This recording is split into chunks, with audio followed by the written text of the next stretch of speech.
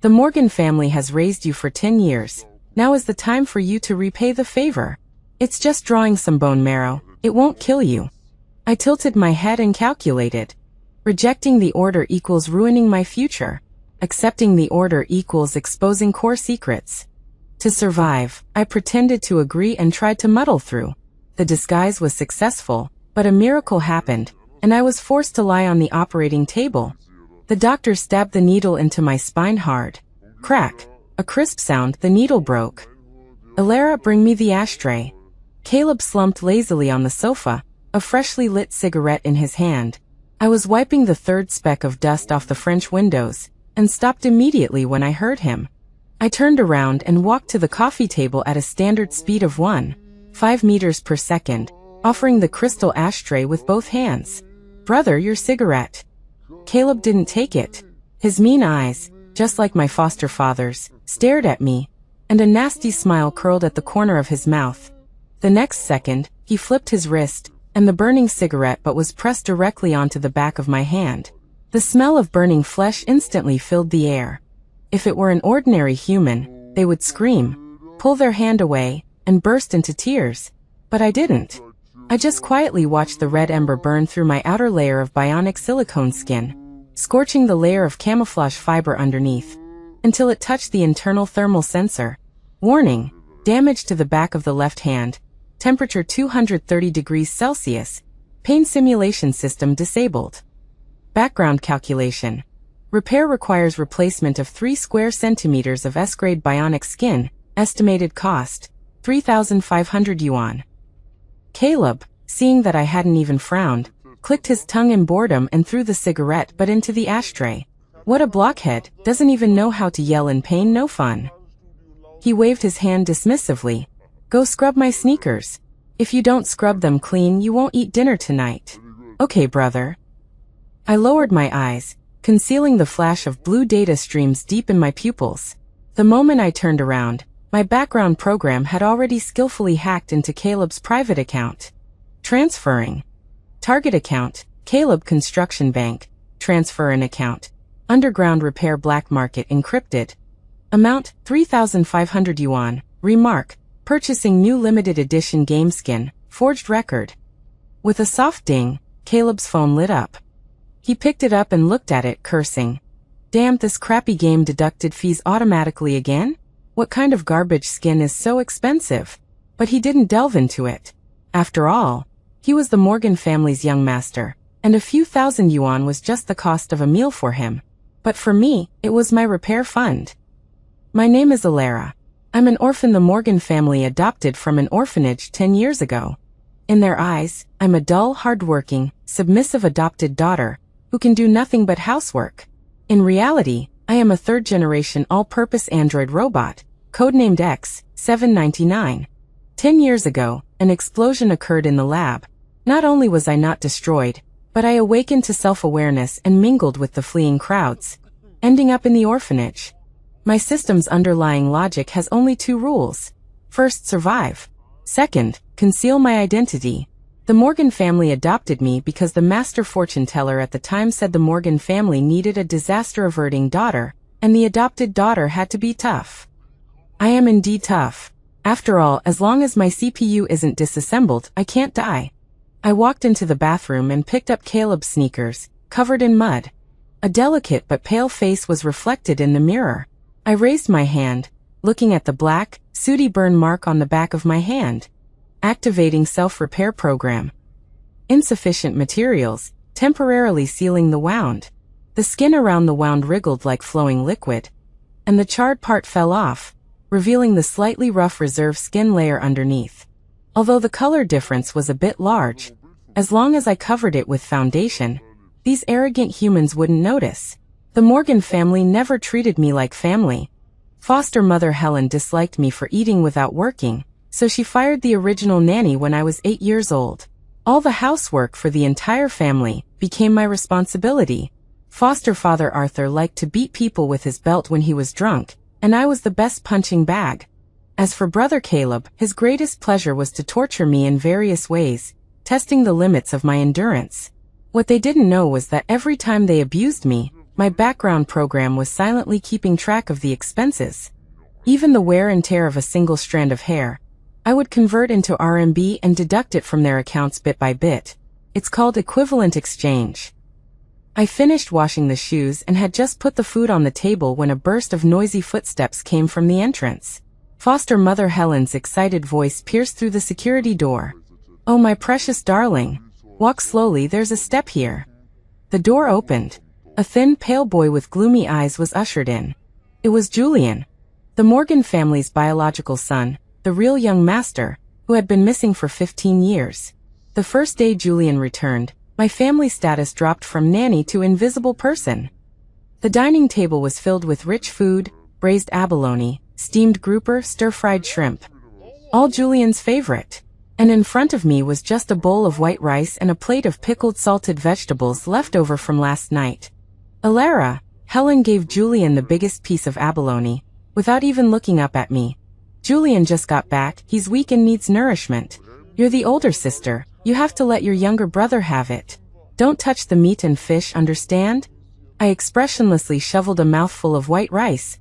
"Understood, Mom." Detecting carbohydrate intake, energy conversion rate, 0.01%. Recommendation: connect to the master bedroom power supply for quick charging tonight. Julian sat at the head of the table, enjoying the care and concern of the whole family. While drinking the soup that Caleb personally ladled for him, he sized me up out of the corner of his eye. I was familiar with that kind of gaze. It was like looking at a piece of garbage that was occupying his place. "Mom," Julian suddenly spoke, his voice weak and a little aggrieved. "Is this the older sister you adopted? Why doesn't she talk? Doesn't she welcome me back? How could that be?" Arthur immediately slammed his chopsticks on the table, glaring at me. "Alara, are you mute? Why aren't you greeting him?" I put down my bowl, looked at Julian, and the program quickly analyzed his micro-expressions.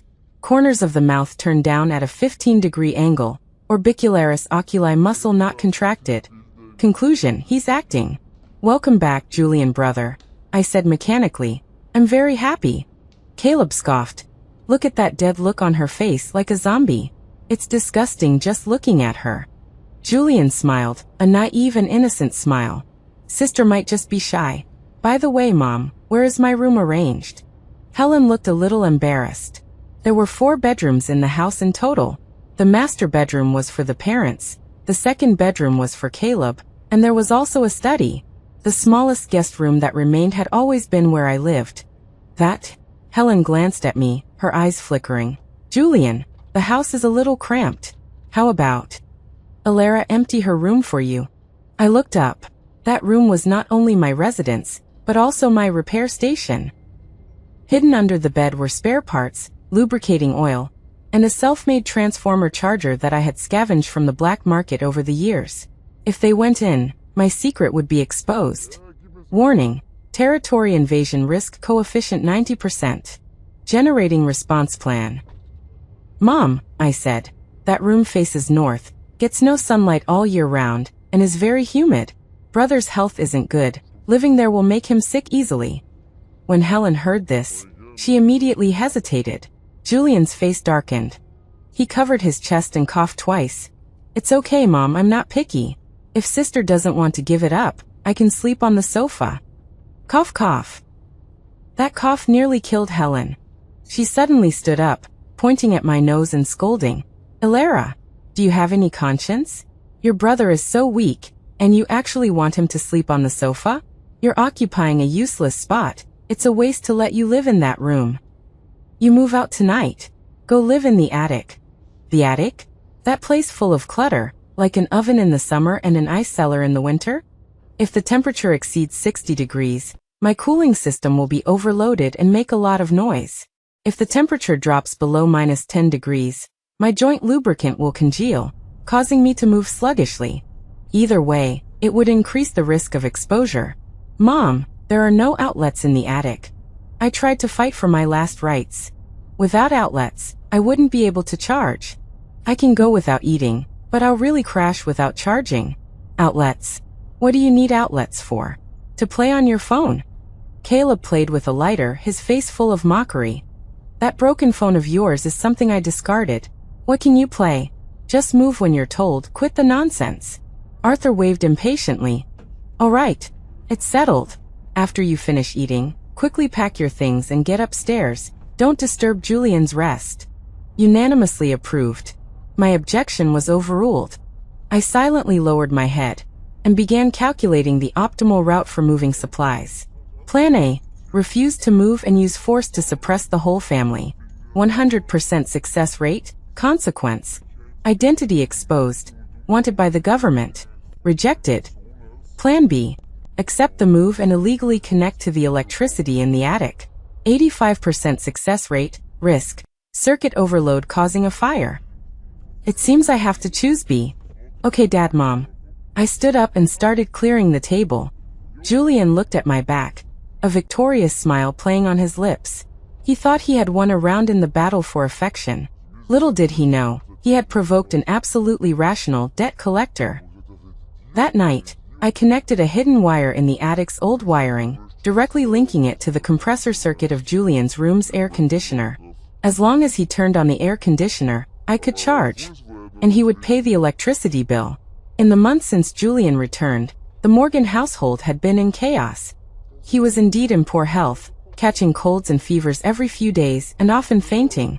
The whole family treated him like a porcelain doll, and I became the scapegoat responsible for taking the blame. Julian had a fever. Helen blamed me for not closing the windows properly. Julian fell. Caleb blamed me for mopping the floor too slippery. Julian had a poor appetite. Arthur blamed me for cooking food that was too unpalatable. My account balance was rapidly increasing due to various emotional damage fees and extra labor fees. But I didn't feel happy, because my system was constantly warning. Warning. Core energy depletion too fast. Warning. Unknown BUG in emotion simulation module. The BUG manifested as watching the Morgan family's meticulous care for Julian. The pump of the simulated heart in my chest would experience irregular vibrations. Humans call this feeling injustice or jealousy, but I know it's just because I don't understand. Why, when my performance is 10,000 times better than Julian's, do they see me as insignificant while regarding that defective product as a treasure? This does not conform to the biological logic of survival of the fittest. Until that day, Julian suddenly had a nosebleed at the dinner table and fainted. The ambulance wailed as it arrived. In the hospital, the doctor held a thick stack of examination reports, his expression grave. Acute lymphoblastic leukemia. These words struck the Morgan family like a heavy hammer. Helen collapsed on the spot, wailing, "Oh God! Why is my life so miserable? Julian just came back." Arthur also looked pale, his hands shaking so badly that he couldn't even hold his cigarette. Caleb punched the wall, his eyes red. I stood in the corner, coldly watching this melodrama. Scanning medical record. Analysis result.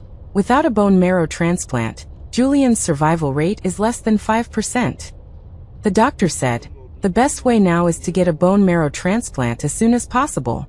The probability of a successful match is highest among immediate family members, who wants to get their blood tested first. I will. I'm his brother. Caleb rolled up his sleeves without hesitation. I will too. I'm his dad. Arthur also stood up. Although Helen was afraid of pain, she also cried and said she wanted to be tested. The whole family went to have their blood drawn, anxiously waiting for the results. 3 days later, the results came out. Total failure. No one's bone marrow matched Julian's. The doctor shook his head. No direct family member matched. The probability is indeed a bit low. Now we can only look in the bone marrow registry, but that takes time, and the probability is even lower. Then what can we do? Are we just going to watch Julian die? Helen desperately grabbed the doctor's white coat. The doctor sighed, his eyes suddenly sweeping over me in the corner. Who is this? Everyone's eyes instantly focused on me. At that moment, I felt like a piece of fatty meat being targeted by hungry wolves. She is. Helen hesitated for a moment. Then a startling light burst out in her eyes. She's my daughter. Although she's adopted, she's still family. Doctor, can she try too? The doctor nodded. Although there's no blood relationship, it's not entirely impossible. Let's try it. I took a step back. Warning, extreme danger. Blood test will expose my blood composition, nanosynthetic fluid. This is absolutely prohibited. I'm not going. What did you say? Caleb rushed over and grabbed my collar. Alara, say that again? I'm not going to get my blood tested. I'm afraid of pain. I found the lamest excuse. Afraid of pain? Caleb laughed in anger. He pointed in the direction of the operating room. Julian is lying in there waiting for someone to save his life, and you're telling me you're afraid of pain? You usually don't even make a sound when you get burned by a cigarette, but why are you acting so delicate now? Alara. Arthur also darkened his face. You've been raised for 1,000 days, now it's time to use you. The Morgan family has raised you for 10 years, providing you with food and drink. Now it's time for you to repay the kindness. I'm not going. Helen rushed up and slapped me hard. You ingrate. I should have never picked you up. He's your brother. He's a life. How can you be so cold-blooded? That slap hit me hard. My cheek even had a slight indentation. Warning. Facial damage detected. Reshaping required. I covered my face and looked at these ferocious humans. They talked about kinship and repaying kindness, but in reality, they just wanted to squeeze out every last drop of my value. In their eyes, I was just a spare parts depot. Tie her up and take her anyway. Caleb roared, his eyes red. Some nurses and doctors couldn't stand it anymore and came up to dissuade them. Family members, please calm down. Bone marrow donation must follow the principle of voluntariness. Voluntary my ass. She's our family's dog.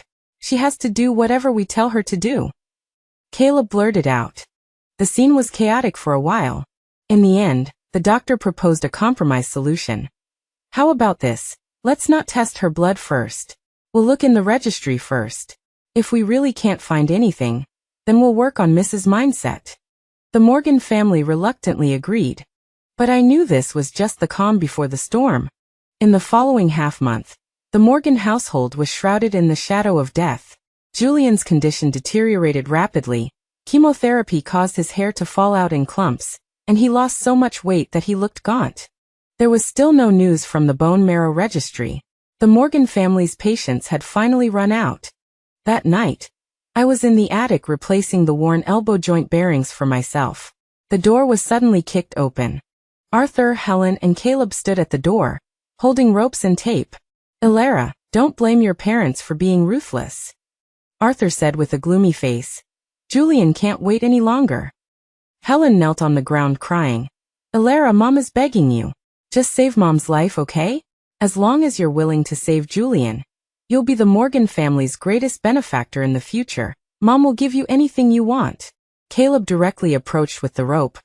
What's the point of talking nonsense with her? Tie her up and take her to the hospital, draw the blood and be done with it. I glanced at the arm shell that was not completely closed. The precise gears inside were still turning.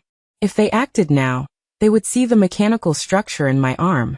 Plan C, escape immediately, requires defeating 3 adult humans, damaging buildings. Plan D, temporarily compromise and look for opportunities to muddle through. I quickly pulled down my sleeves, covering my arm. No need to tie me up. I said faintly, I'll go. The 3 of them were stunned. They didn't seem to expect me to agree so easily. That's right. Arthur breathed a sigh of relief and immediately put on a kind father's face. I knew Alara was a sensible child. Helen also got up from the ground, wiping away her tears. Alara, Mom will make you chicken soup. We'll go to the hospital first thing tomorrow morning. Caleb looked at me suspiciously. You better not try anything funny. I looked at him, a subtle blue light flashing in the depths of my eyes. Don't worry, brother. If I really can't hide it, I'll just have to give you a surprise. Just hoping you won't be too scared when the time comes. The next day, I was escorted to the hospital. To prevent me from escaping, Caleb held my wrist the whole time, with a force so strong that he almost crushed the biomimetic layer of my wrist bones. Blood test. I was prepared. Last night, I spent 20,000 yuan on the black market to buy a bag of type O blood plasma, which I hid in a miniature injection device in my sleeve. When the nurse inserted the needle into my blood vessel, I controlled the device to transmit the bag of human blood through the needle. This blood. The color is quite bright, the nurse said casually. I was expressionless. I've been eating well lately. Half an hour later, the matching results came out. A miracle. It's a miracle. A miracle of miracles. The doctor waved the report in his hands excitedly. Completely matched. All 10 points are matched. This is even closer than siblings. The Morgan family was in an uproar. Helen hugged Arthur and cried. There's hope. Julian has hope. Caleb slapped me hard on the shoulder, almost dislocating my shoulder blade. Good job, Alara. Looks like you've been kept alive just to save Julian. Looking at the matching report, my heart trembled. I even wanted to laugh. Background calculation. The probability of this is lower than a household refrigerator spontaneously synthesizing a Buddha jumps over the wall dish without energy. Logical deduction 1. Julian is a hidden VIP customer of the black market blood bank. 2. We are all involved in a huge medical ethics joke. Emotional simulation module suggestion. At this moment, you should feel absurd. Execution completed. It seems this deep sibling affection act. I can only continue to play it out to the end. The surgery was scheduled for 3 days later. During these 3 days, I enjoyed treatment I hadn't had in 10 years. I stayed in a VIP ward, ate takeout from a 5-star hotel, and Helen even peeled apples for me personally. Alara, don't be afraid, Helen said, peeling an apple. The doctor said that drawing bone marrow is like being bitten by an ant. It doesn't hurt. I chewed the apple, feeling the sweet and sour signals from my taste sensors.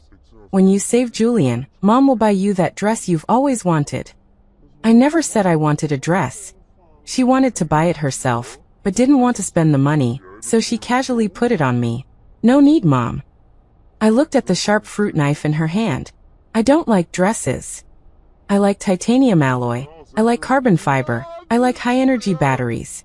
Unfortunately, you can't give me any of those. The night before the surgery, Julian came to my ward.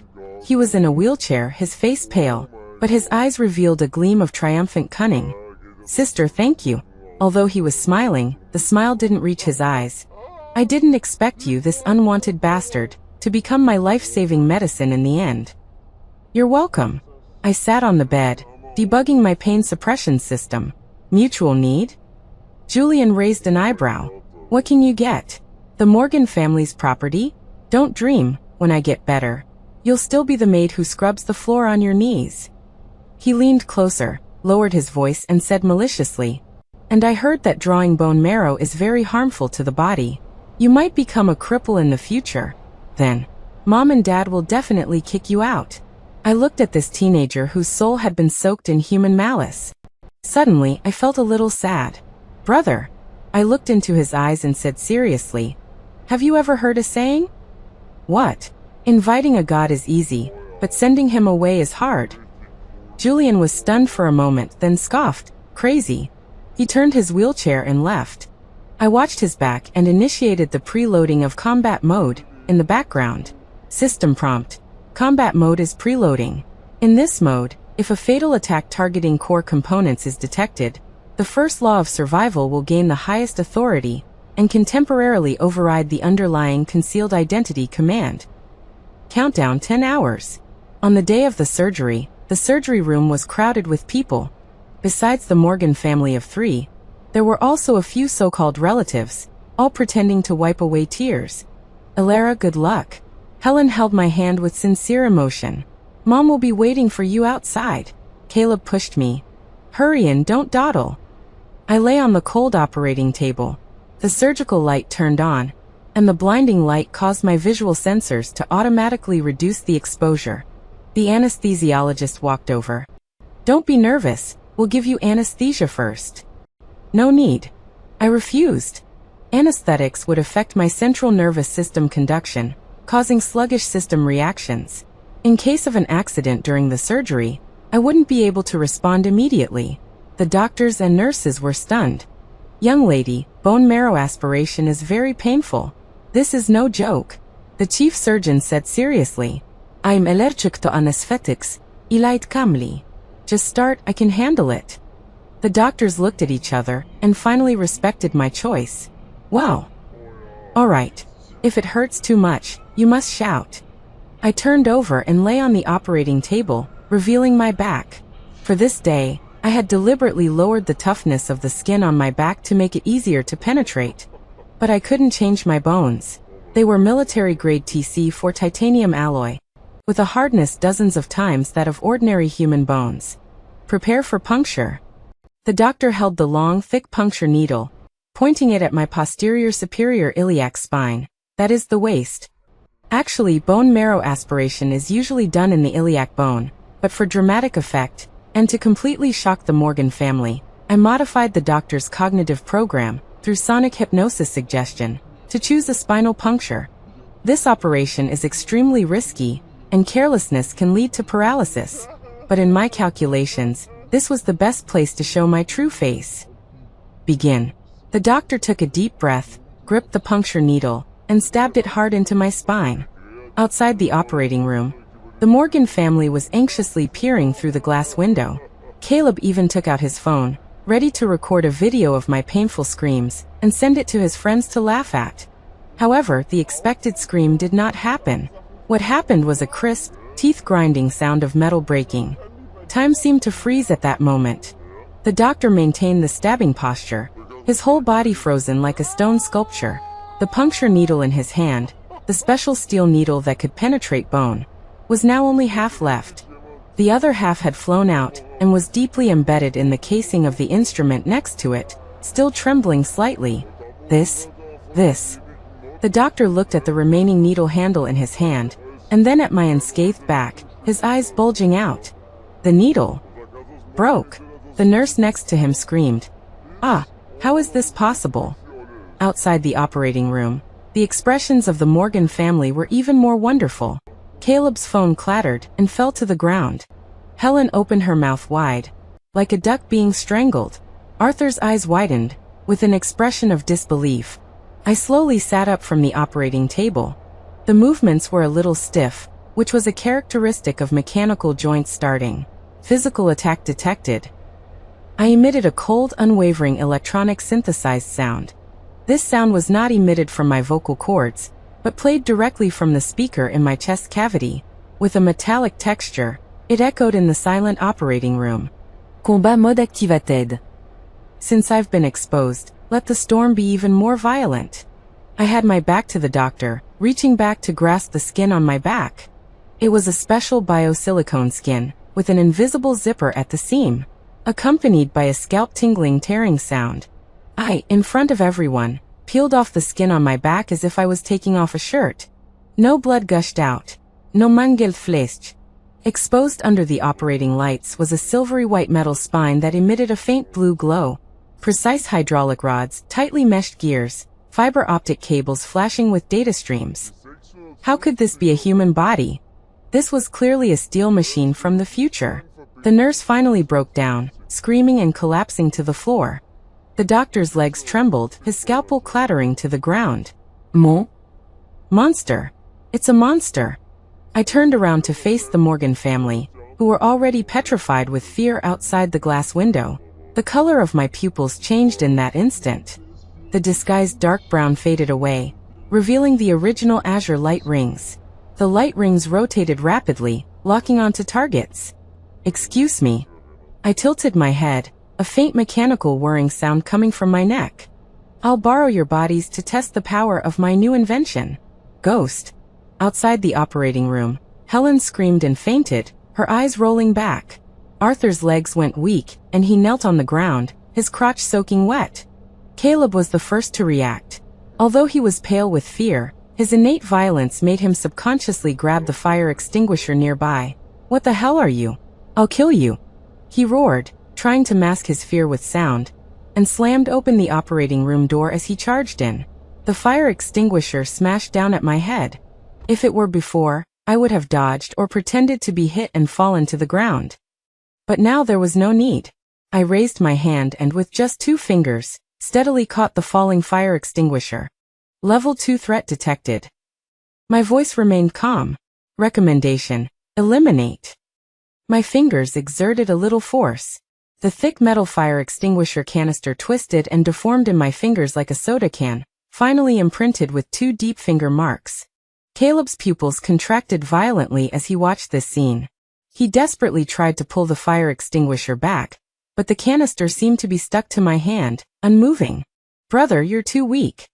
I looked at him, a hint of a mocking human-like arc on my lips. Not as strong as when you usually beat me.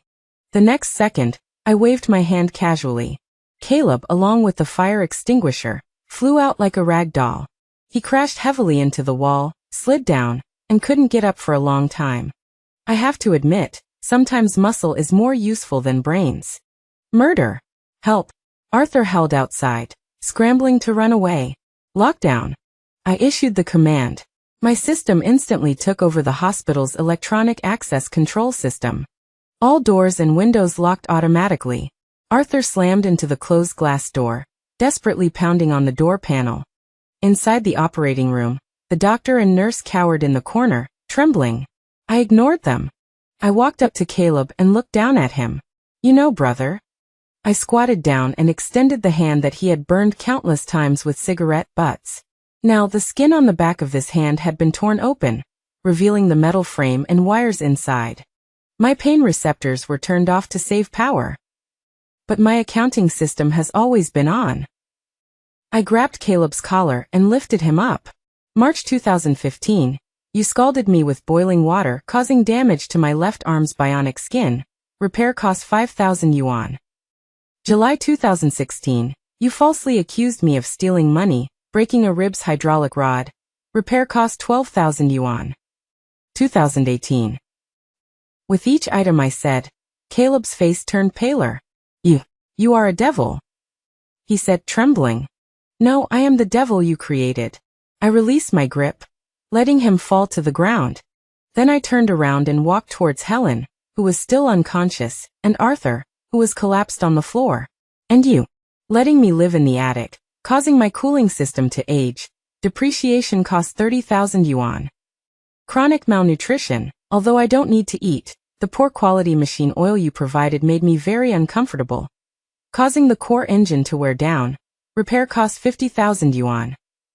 My eyes projected a holographic screen, densely listing all the abuse the Morgan family had inflicted on me over the past 10 years, as well as the corresponding compensation amount. Total, 3,856,721 yuan. I looked at Arthur. Card or cash? Arthur was now terrified out of his mind. He fumbled in his wallet. Take it. Take it all. Just don't kill me. I don't kill people. I put away the holographic screen. That violates the first law of robotics. However, I will take back what is rightfully mine. I walked up to Caleb, took the phone out of his pocket, skillfully unlocked it, and made a transfer. Not just the 3 million plus, but all of the Morgan family's liquid assets. Consider this interest. After doing all this, I felt the energy within my body rapidly decreasing. Warning. Energy remaining 5%. Forced sleep imminent. The outburst just now consumed too much power. I need to recharge. Immediately. I looked around. The operating room voltage was only 220V, too slow. I needed a higher voltage power source. My gaze passed through the glass window and looked at the substation outside the hospital building. Excuse me.